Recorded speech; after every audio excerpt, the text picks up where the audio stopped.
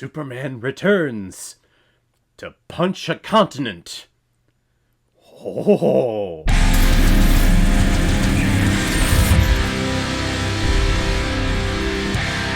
Superman Returns, released in 2006 and is directed by Bryan Singer, who's also behind such films like The Usual Suspects, Bohemian Rhapsody, X-Men, X2, X-Men United, X-Men Days of Future Past, and X-Men Apocalypse. And this film is starring Brandon Routh, Kate Bosworth, James Marsden, Frank Langella, Ava Marie Saint, Parker Posey, Cal Penn, Sam Huntington, and He Who Shall Not Be Named. Superman has been missing for the last 5 years, and during that time, Lex Luthor had several court dates, but because Superman didn't appear as a witness, Lex Luthor was released from prison, and after inheriting a large fortune, is able to make his way back to the Fortress of Solitude and steal all of Superman's crystals, where he learns that if water touches them, that they sprout a brand new supercontinent that he will own and that he could sell for the rest of the world for one frickin' hell of a profit. But thank God that the stars have aligned, because just at that exact moment,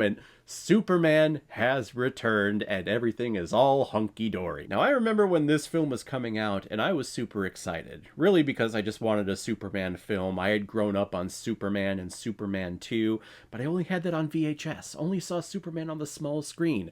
This was the very first Superman movie for me where it was on the big screen, and I didn't know this for sure, but I was like, please give me that John Williams Superman theme. It is my favorite theme, it's my favorite song of all time. I could listen to that anywhere for any occasion, but I didn't know if we were going to get that theme in this movie, because we didn't get it in Superman 3, we didn't get it in Superman 4, but as the Warner Brother logo pops up and we hear the Warner Brothers theme as time goes by, it has that little tag of the Superman theme in there, and I got super excited. It was coming.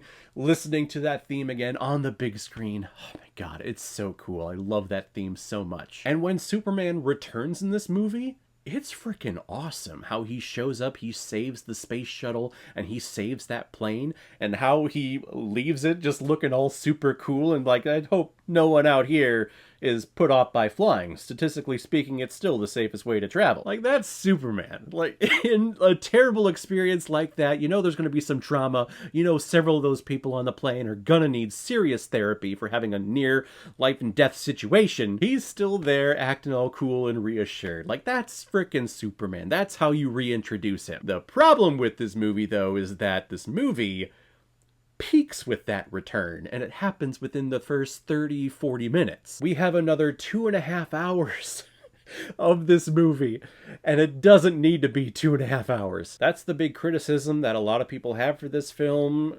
A couple of other things too, which I don't necessarily agree with. I mean, the 2.5 hour runtime, that's not terrible, that's not unheard of. It's the pacing of this movie. There is no sense of urgency, there is no sense of life, there is no kinetic energy to this film at all. And it's so slow, and you get so bored and you get so tired that when you finally do get to those moments of action and Superman doing Superman things, saving things and all of that, you're just so exhausted from just sitting through all of the bullshit. It's clear that Bryan Singer was trying to take us back to the world of the Christopher Reeve Superman, in particular Superman 1 and Superman 2.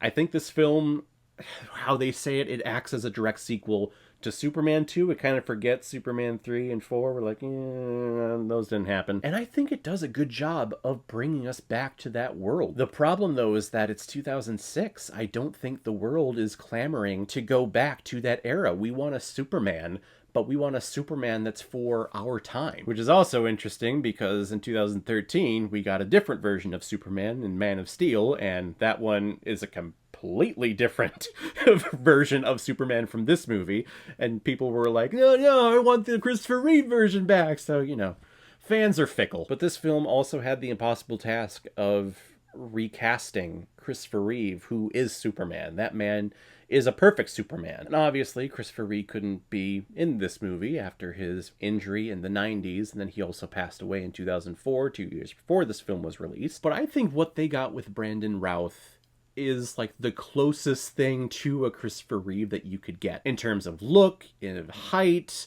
of just mannerisms, and how he was able to kind of copy what Christopher Reeve did as Clark Kent. I just wish he would have leaned into it a little bit more. I think he does a fine job, and I think him being in this position of trying to fill Christopher Reeve's shoes, you're going to get a whole bunch of backlash with diehard Superman fans from the 70s and the 80s, and of course you're not going to please everybody. But I think Brandon Routh he's fine here. He's fine. I'm glad he got to finish his story, basically, as Superman in the whole CW-verse, the Arrowverse, Crisis on Infinite Earths thing that they had. And I know this is a controversial topic, but I prefer Kate Bosworth as Lois Lane than Margot Kidder. I never liked Margot Kidder as Lois Lane. I thought she was unbearable. I thought she was annoying.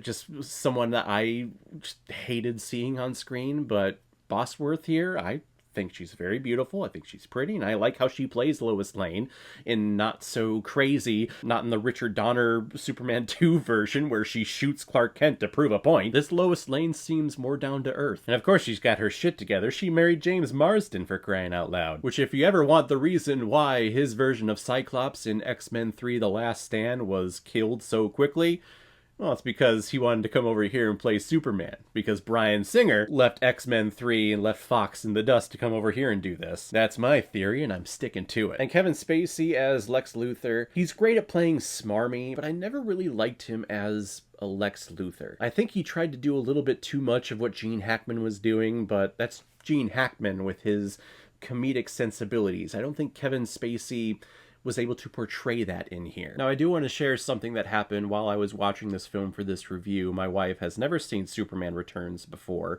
and about halfway through, she said this line out loud. I don't think she remembered saying it because I brought it up to her, and she's like, oh, well, sometimes I say some very brilliant philosophical things, and I have no idea that I'm doing it. But as she's watching Kevin Spacey, Lex Luthor, explain his evil plan, she said something that just resounded with me in the idea of why I love Superman so much. And she said that we really are, in real life, living in a Lex Luthor world without a Superman. And she is absolutely true. There are people in positions of power in this world, whether it's through money, whether it's through political power, that are making decisions that affect so many people's lives based on selfish need for financial gain, for powerful gain, whatever. They're controlling things for their own selfish reason.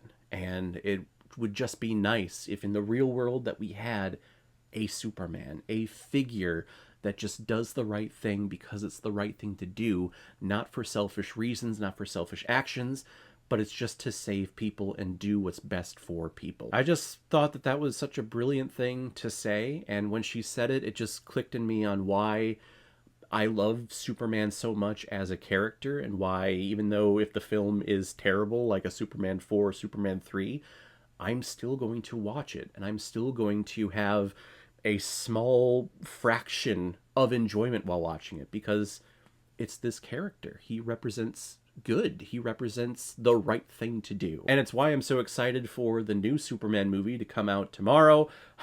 So excited for that. I don't know if you could tell, but I'm excited for the idea of someone out there who has the power to do the right thing and does the right thing, not for any selfish gain, but because it is the right thing to do.